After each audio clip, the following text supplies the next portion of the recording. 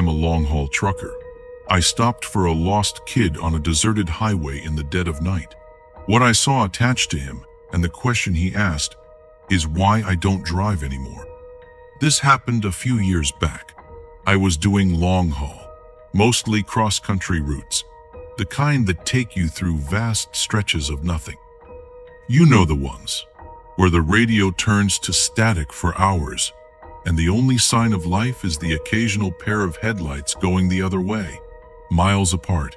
I was young, eager for the miles, the money. Didn't mind the solitude, or so I thought.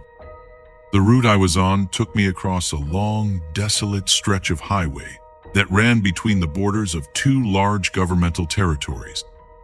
I don't want to say exactly where, but think big, empty spaces, lots of trees, not much else. It was notorious among drivers for being a dead zone. No signal, no towns for 100 miles either side, and prone to weird weather. Most guys tried to hit it during daylight, but schedules are schedules. Mine had me crossing it deep in the night. I remember the feeling, utter blackness outside the sweep of my headlights, the kind of dark that feels like it's pressing in on the cab. The only sounds were the drone of the diesel engine, the hiss of the air brakes now and then, and the rhythmic thrum of the tires on asphalt. Hypnotic, too hypnotic. I'd been driving for about 10 hours, with a short break a few states back. Coffee was wearing off. The dashboard lights were a dull green glow, comforting in a way, but also making the darkness outside seem even more absolute. My eyelids felt like they had lead weights attached. You fight it, you know. Slap your face, roll down the window for a blast of cold air. Crank up whatever music you can find that hasn't dissolved into static. I was doing all of that. It must have been around 2 or 3 a.m. I was in that weird state where you're not quite asleep, but not fully awake either. Like your brain is running on low power mode. The white lines on the road were starting to blur together, stretching and warping. Standard fatigue stuff. I remember blinking hard, trying to refocus. That's when I saw it, or thought I saw it. Just a flicker at the edge of my headlights, on the right shoulder of the road. Small, low to the ground. For a split second, I registered a shape, vaguely human-like, and then it was gone, swallowed by the darkness as I passed. My first thought? Deer, or a coyote. Common enough, but it hadn't moved like an animal. It had been upright. My brain, sluggish as it was, tried to process it. Too small for an adult. Too still for an animal startled by a rig. Then the logical part, the part that was still trying to keep me safe on the road, chimed in. You're tired. Seeing things happens. And I almost accepted that. I really did. Shook my head, took a swig of lukewarm water from the bottle beside me, kept my eyes glued to the road ahead. The image, though, it kind of stuck. A small, upright shape, like a child. No way, I told myself. Out here? Middle of nowhere? Middle of the night? Impossible. Kids don't just wander around on interterritorial highways at 3 a.m. It had to be a trick of the light, a bush, my eyes playing games. I've seen weirder things born of exhaustion. Shadows that dance, trees that look like figures. It's part of the job when you're pushing limits. I drove on for maybe another 30 seconds, the image fading, my rational mind starting to win. Just a figment. Then I glanced at my passenger side mirror. Habit, always checking. And my blood went cold. Not just cold, it felt like it turned to slush. There, illuminated faintly by the red glow of my trailer lights receding into the distance, was the reflection of a small figure, standing on the shoulder of the road, exactly where I'd thought I'd seen something. It wasn't a bush, it wasn't a shadow, it was small, and it was definitely standing there, unmoving, as my truck pulled further and further away. My heart started hammering against my ribs. This wasn't fatigue. This was real. There was someone, something, back there, and it looked tiny. Every instinct screamed at me. Danger. Wrong. Keep going. But another voice, the one that makes us human, I suppose, whispered something else. A kid?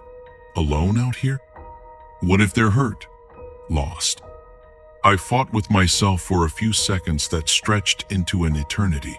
The image in the mirror was getting smaller, fainter. If I didn't act now, they'd be lost to the darkness again. God, the thought of leaving a child out there, if that's what it was?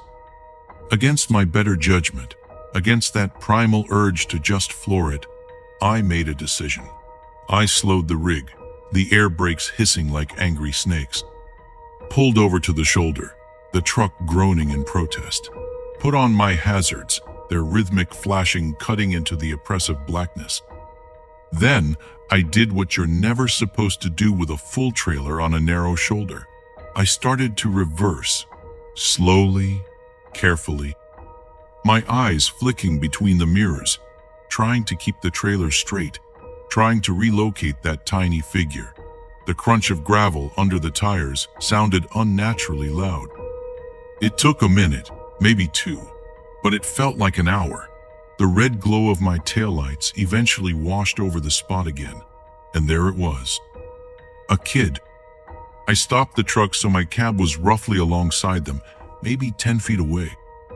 Switched on the high beams, hoping to get a better look, and also to make myself clearly visible as just a truck, not something else. The kid was small, really small. I'd guess maybe 6, 7 years old. Hard to tell in the glare. They were just standing there, on the very edge of the gravel shoulder, right where the trees began. The woods pressed in close on this stretch of road. Tall, dark pines and dense undergrowth that looked like a solid black wall just beyond the reach of my lights. The kid wasn't looking at me. They were facing sort of parallel to the road, just walking, slowly, like they were on a stroll, completely oblivious to the massive 18-wheeler that had just pulled up beside them, engine rumbling, lights blazing. They were wearing what looked like pajamas. Thin, light-colored pajamas, in the chill of the night. No coat, no shoes that I could see. My mind reeled. This was wrong. So many levels of wrong. I killed the engine. The sudden silence was almost deafening, amplifying the crickets, the rustle of leaves in the woods from a breeze I couldn't feel in the cab.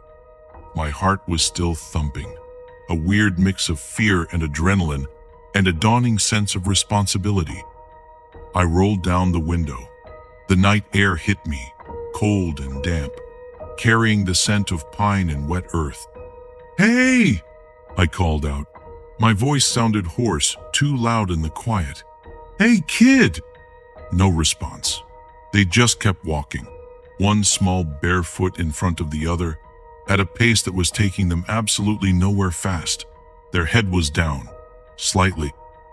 I couldn't see their face properly. "Kid, are you okay?" I tried again, louder this time. Slowly, so slowly, the kid stopped. They didn't turn their head fully, just sort of angled it a fraction, enough that I could see a pale sliver of cheek in the spill of my headlights. Still not looking at me, still ignoring the multi-ton machine idling beside them. A prickle of unease ran down my spine, not the normal kind of unease. This was deeper, colder. Animals act weird sometimes, but kids? A lost kid should be scared, relieved, something. This one was nothing. "What are you doing out here, all alone?" I asked, trying to keep my voice calm, friendly, like you're supposed to with a scared kid, even though this one didn't seem scared at all. It's the middle of the night. Silence. Just the sound of their bare feet scuffing softly on the gravel as they took another step, then another. as if my presence was a minor inconvenience, a background noise they were choosing to ignore. This wasn't right. My internal alarm bells were clanging louder now. My hand hovered near the gear stick. Part of me wanted to slam it into drive and get the hell out of there. But the image of this tiny child, alone, possibly in shock, I couldn't just leave. Could I? Where are your parents? I pushed my voice a bit sharper than I intended. Are you lost? Finally, the kids stopped walking completely. They turned their head just a little more, still not looking directly at my cab, more towards the front of my truck, into the glare of the headlights. I could see their face a bit better now, pale, featureless in the harsh light, like a porcelain doll. Small, dark smudges that might have been eyes. No expression, none. Not fear, not sadness, not relief, just blank, an unreadable slate. Then a voice, small, thin, like the rustle of dry leaves. Lost. Just that one word. It hung in the air between us. Relief washed over me, quickly followed by a fresh wave of concern. Okay, lost. That's something I can deal with. Okay, kid. Lost is okay. We can fix lost. Where do you live? Where were you going? The kid finally, slowly, turned their head fully towards my cab, towards me. I still couldn't make out much detail in their face. The angle, the light, something was obscuring it, keeping it in a sort of shadowy vagueness despite the headlights. But I could feel their gaze. It wasn't like a normal kid's look. There was a weight to it, an intensity that was deeply unsettling for such a small form. Home, the kid said, that same thin, reedy voice, trying to get home. Right, home. Where is home? I asked, leaning forward a bit, trying to project reassurance. Is it near here? Did you wander off from a campsite? A car? There were no campsites for miles, no broken down cars on the shoulder. I knew that. The kid didn't answer that question directly. Instead, they took a small step towards the truck, then another. My hand tensed on the door handle, ready to open it, to offer, what? A ride? Shelter? I didn't know. It's cold out here, I said, stating the obvious. You should get in. We can get you warm, and I can call for help when we get to a spot with a signal. My CB was useless, just static. My phone had shown no service for the last hour. The kids stopped about 5 feet from my passenger door, still in that pale, thin, pajama-like outfit, barefoot on the sharp gravel. They should be shivering, crying. They were doing neither. Can you help me? The kid asked. The voice was still small, but there was a different inflection to it now, less flat, a hint of something else. Pleading, maybe? Yeah, of course, I can help you, I said. That's why I stopped. Where are your parents? How did you get here? The kid tilted their head, a jerky, unnatural little movement. They're waiting. At home. Okay, and where's home? Which direction? I gestured vaguely up and down the empty highway. The kid didn't point down the road. They made a small, subtle gesture with their head, a little nod towards the trees, towards the impenetrable darkness of the woods lining the highway. In there, the kid said. My stomach clenched. In the woods? Your home is in the woods? Lost, the kid repeated, as if that explained everything. Trying to find the path. It's dark. Yeah, it's very dark, I agreed, my eyes scanning the tree line. It looked like a solid wall of black. No sign of any path, any habitation, just dense, old-growth forest. The kind of place you could get lost in for days, even in daylight. Can you come out? The kid asked. Help me look. It's not far. I can't see it from here. Every rational thought in my head screamed, N.O. Get out of the truck? in the middle of nowhere, in the pitch dark, with this strange child who wanted me to go into those woods? No, absolutely not. But the kid looked so small, so vulnerable. If there was even a tiny chance they were telling the truth, that their house was just a little way in and they were genuinely lost. I don't think that's a good idea, buddy, I said, trying to sound gentle. It's dangerous in there at night, for both of us. Best thing is for you to hop in here with me. We'll drive until we get a signal, and then we'll call the police, or the rangers. They can help find your home properly. The kid just stood there, that blank, unreadable face fixed on me. But it's right there, they insisted, their voice a little more insistent now. Just a little way. I can almost see it. If you just step out, the light from your door would help. My skin was crawling.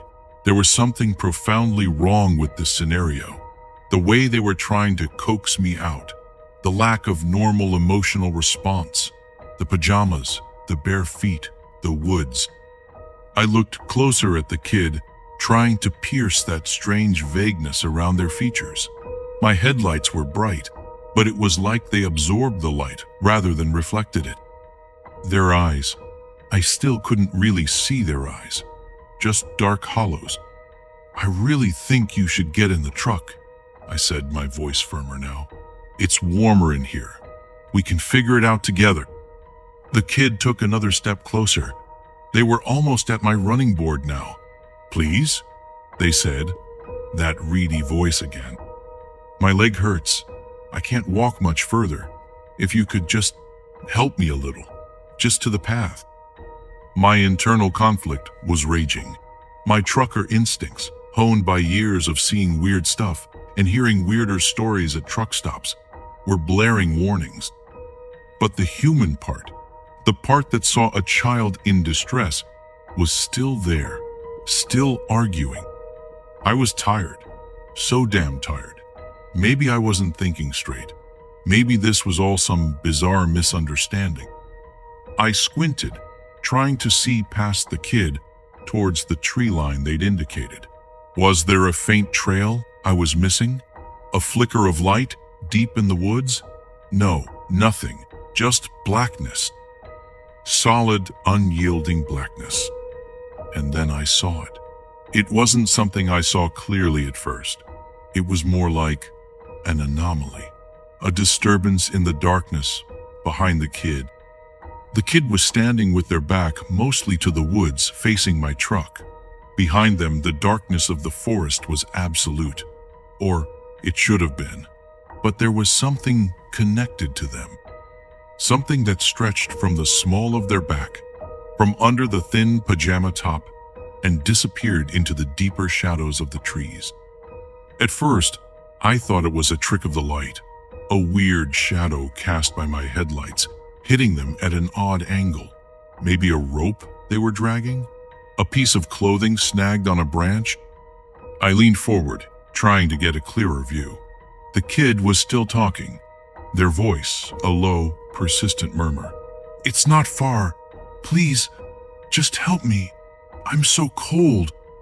But I wasn't really listening to the words anymore. I was focused on that thing behind them. It wasn't a rope. It wasn't a shadow. It was a tube. A long, dark, thick tube. It seemed to emerge directly from the kid's lower back, impossibly, seamlessly. It was dark matte, like a strip of the night itself given form, and it snaked away from the child, maybe 10, 15 feet, before disappearing into the inky blackness between two thick pine trunks. It wasn't rigid. It seemed to have a slight, almost imperceptible flexibility, like a massive, sluggish umbilical cord made of shadow. It didn't reflect any light from my headlamps. It just absorbed it. My breath hitched in my throat. My blood, which had been cold before, now felt like it had frozen solid. This wasn't just wrong. This was impossible, unnatural. The kid was still trying to coax me. Are you going to help me? It's just there. You're so close. My voice, when I finally found it, was barely a whisper. I couldn't take my eyes off that appendage. Kid, what is that? Behind you? The kid flinched. Not a big movement, just a tiny, almost imperceptible tightening of their small frame. Their head, which had been tilted pleadingly, straightened. The blankness on their face seemed to solidify. What's what? They asked, their voice suddenly devoid of that pleading tone. It was flat again, colder. That thing, I stammered, pointing with a shaking finger. Coming out of your back, going into the woods. What is that?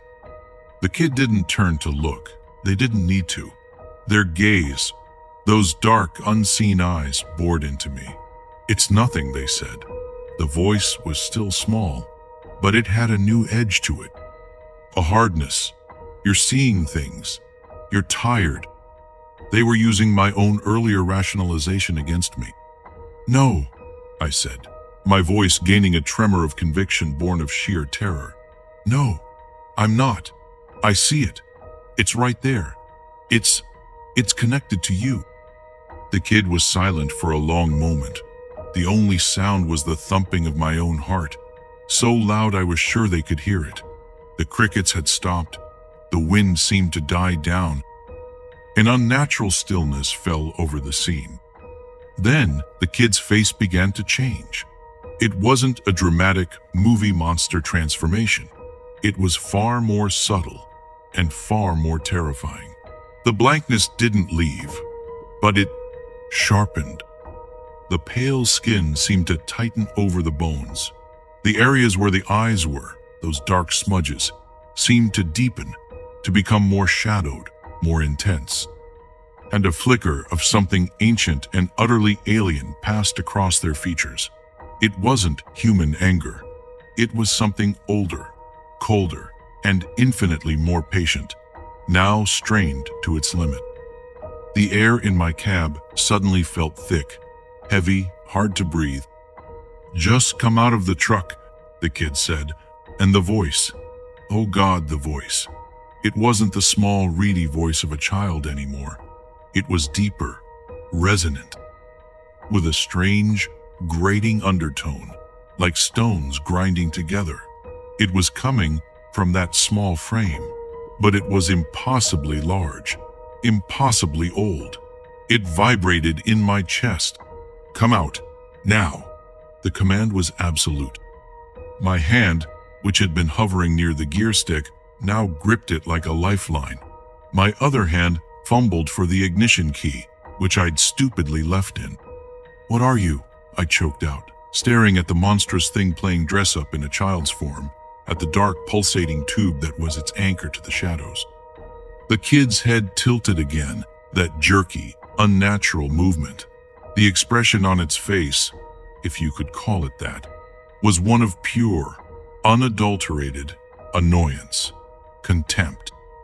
Like I was a particularly stupid insect it had failed to swat. And then it spoke, in that same terrible, resonant, grinding voice. The words it said are burned into my memory, colder than any winter night. Why, it rasped, the sound seeming to scrape the inside of my skull. The fuck are humans smarter now?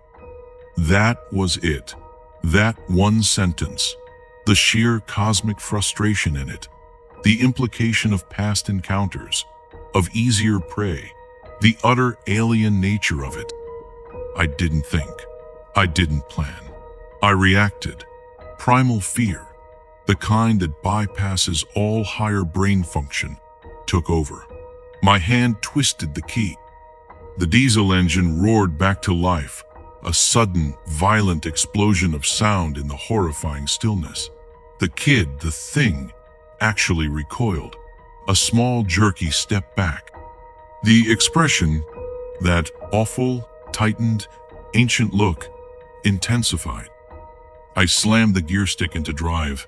My foot stomped on the accelerator. The truck lurched forward, tires spinning on the gravel for a terrifying second before they bit into the asphalt. I didn't look at it. I couldn't. I stared straight ahead, my knuckles white on the steering wheel, the whole cab vibrating around me. The truck surged forward, gaining speed with agonizing slowness.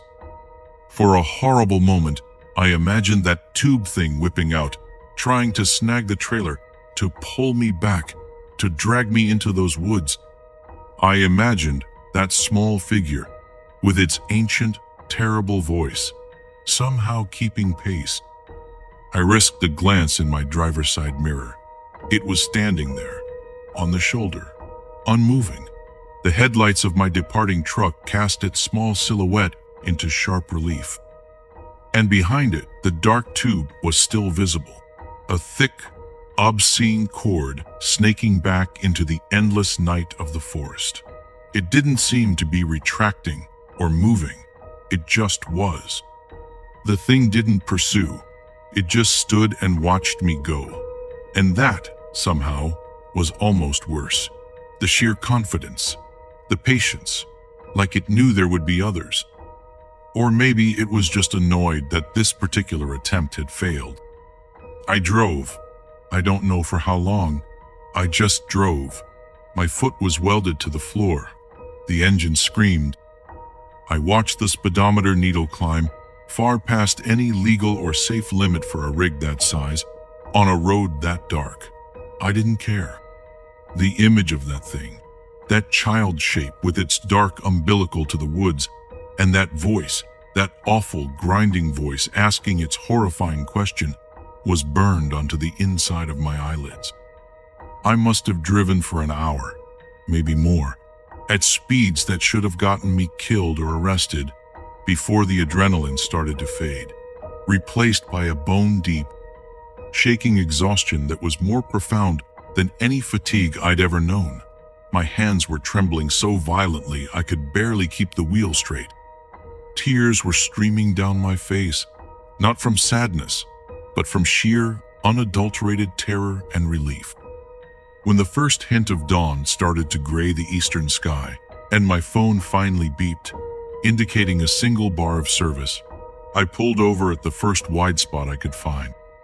I practically fell out of the cab, vomiting onto the gravel until there was nothing left but dry heaves. I sat there on the cold ground, shaking, for a long time, watching the sun come up, trying to convince myself that it had been a dream, a hallucination brought on by exhaustion. But I knew it wasn't. The detail of that tube, the voice, the question. You don't hallucinate something that specific, that coherent, that utterly alien. I never reported it. Who would I report it to? What would I say? Officer, I saw a little kid who was actually an ancient cosmic horror tethered to the woods by a nightmare umbilical cord, and it got mad because I didn't want to be its dinner? They'd have locked me up, breathalyzed me, drug tested me, sent me for a psych eval. I finished that run on autopilot, dropped the load, drove my rig back to the yard, and I quit. I told them I was burned out, needed a break. They tried to convince me to stay, offered me different routes, more pay. I just couldn't. Every time I closed my eyes, I saw that kid, that tube, those woods. Every dark road felt like a trap. I found a local job, something that keeps me home at night. I don't drive in remote areas anymore if I can help it, especially not at night. I still have nightmares. Sometimes, when I'm very tired, driving home late from somewhere, I'll see a flicker at the edge of my vision, on the side of the road, and my heart will try to beat its way out of my chest. I don't know what that thing was. An alien? A demon? Something else. Something that doesn't fit into our neat little categories. All I know is that it's out there, and it's patient. And it seems to have learned that its old tricks aren't as effective as they used to be. Why the fuck are humans smarter now? That question haunts me. It implies they weren't always. It implies that once upon a time, we were easier.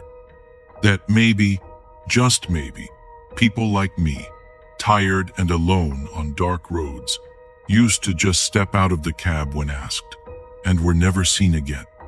So, if you're ever driving one of those long, lonely stretches of road, deep in the night, and you see something you can't explain, maybe just keep driving. Maybe being smarter now means knowing when not to stop, knowing when to ignore that little voice telling you to help, because what's asking for help might not be what it seems. Stay safe out there, and for God's sake, stay on the well-lit roads.